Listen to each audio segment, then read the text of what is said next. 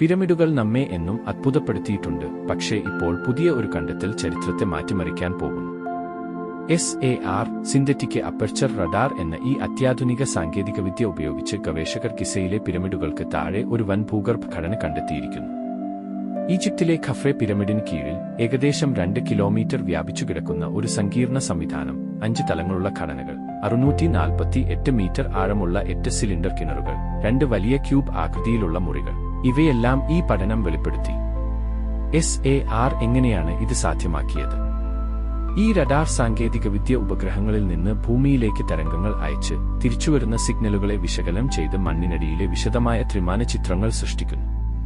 പിരമിഡുകൾക്ക് ചുറ്റുമുള്ള പുരാതന നഗരങ്ങളുടെ അവശിഷ്ടങ്ങൾ മുതൽ അവയുടെ ആന്തരിക രഹസ്യങ്ങൾ വരെ ഇത് തുറന്നുകാട്ടുന്നു.